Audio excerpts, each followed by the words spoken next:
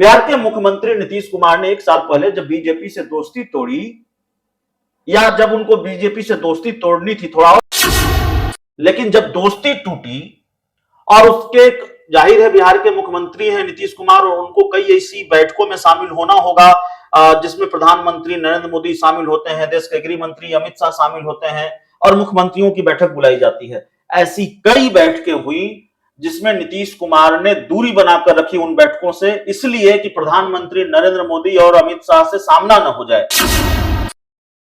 वो कन्विंस करने की कोशिश कर रहे हैं, उनको बताने की कोशिश कर रहे हैं कि आप गलत जगह पर चले गए हैं, तेल पानी का गठबंधन है, आपको नुकसान होगा, गंदा पानी को होना है, तेल का कुछ नहीं होने जाने वाला है। तो फिर यह चर्चा नए सिरे से शुरू हो गई कि क्या दरवाजा खुला है, खिड़की खुली है और नीतीश कुमार और बीजेपी दोनों साथ हो जाएंगे।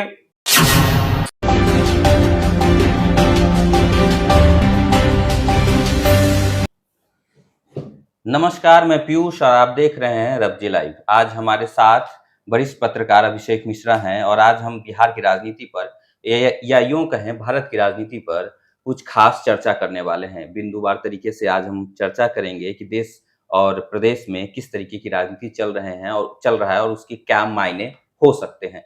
सबसे पहला सवाल जो अभी बहुत ज्यादा चर्चाओं में बना हुआ है अभिषेक जी, नीतीश जी ने अभी मोदी जी को बधाई संदेश दिया है, इसके क्या मायने हो सकते हैं? देखिए सर, सबसे पहले तो मैं आपकी एक बात से सहमत हूँ। आपने कहा वरिष्ठ पत्रकार कहना ठीक नहीं है।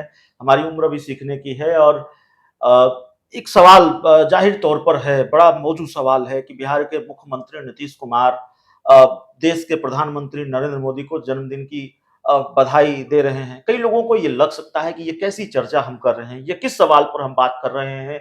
एक मुख्यमंत्री ने देश के प्रधानमंत्री को बधाई दे दी, बहुत हैरानी की बात हो गई। क्या ऐसी क्या बात हो गई, ऐसा ऐसा क्या ऐसी क्या आफत आ गई कि इस पर चर्चा शुरू हो जाए कि बिहार के मुख्यमंत्री नीतीश कुमार ने देश के प्रधानमंत्री को बधाई दे दी।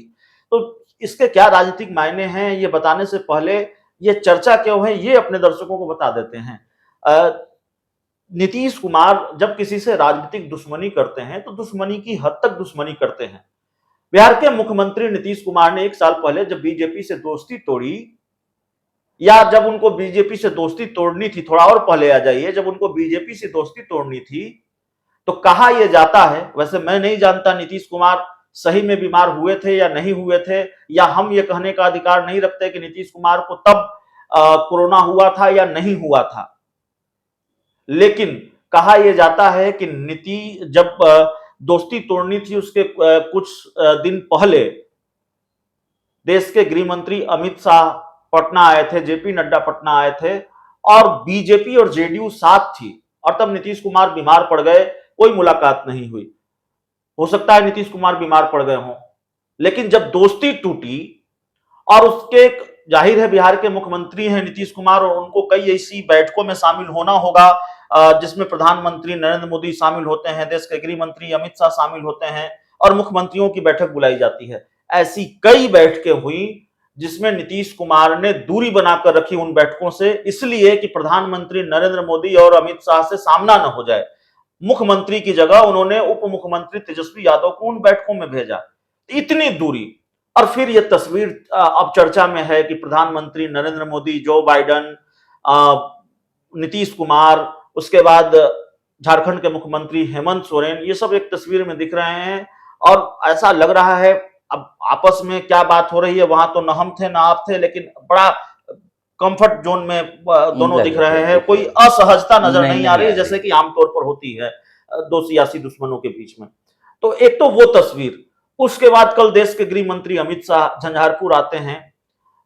भारतीय जनता पार्टी का ऐसा कोई नेता नहीं है जो नीतीश कुमार पर हमले का एक भी मौका इन दिनों छोड़ता हो, लेकिन जब गृह मंत्री अमित शाह झंझारपुर में लोगों को संबोधित कर रहे थे तो उनका संबोधन सुनकर ऐसा लगा कि जैसे वो नीतीश कुमार पर हमलावर नहीं है, बल्कि वो नीतीश कुमार को कन्विंस करने की कोशिश कर रहे हैं, उनको बताने की कोशिश कर रहे हैं कि आप गलत जगह पर चले गए हैं, तेल पानी का गठबंधन है, आपको नुकसान होगा, गंदा पानी को होना है, तेल का कुछ नहीं होने जाने वाला है। तो फिर यह चर्चा नए सिरे से शुरू हो गई कि क्या दरवाजा खुला है, खिड़की खुली है और नीतीश कुमार और बीजेपी दोनों साथ हो जाएंगे, शायद हो भी जाए, शायद न भी हो। और उसके बाद आज जिस तरीके से ये खबर आई कि प्रधानमंत्री नरेंद्र मोदी को बधाई दी नीतीश कुमार ने जन्मदिन की, अब ये देखना होगा कि जब नीतीश कुमार और बीजेपी अलग थे तब उन्होंने बधाई दी थी कि नहीं दी थी इससे पहले। और फिर जब जैसे ही ये खबर आई, अपने चैनल पर भी ये खबर चली है, हमने चलाई है, हमने जेडीयू के कई बड़े नेताओं के, खासकर जेडीयू के राष्ट्रीय अध्यक्ष ललन सिंह के ट्विटर हैंडल चेक किए, तब हो सकता है आप दिया हो नहीं दिया हो, लेकिन सुबह में हमने देखा उन्होंने नहीं दी थी, जबकि नीतीश कुमार दे चुके थे। अरविंद केजरीवाल ने नहीं दी थी, लालू यादव ने नहीं दी थी। इंडिया गठबंधन में शायद नीतीश कुमार पहले ऐसे नेता हैं जिन्होंने प्रधानमंत्री नरेंद्र मोदी को जन्मदिन की बधाई दी। तो जाहिर है जब ऐसा है तो इसके राजनीतिक मायने तो निकाले ही जाएंगे, इसका राजनीतिक मतलब तो निकाला ही जाएगा। राजनीति में बिना आग लगे धुआं उठता नहीं, और ऐसा लगता है कि धुआं उठ रहा है, अंदर अंदर आग लगी हुई है।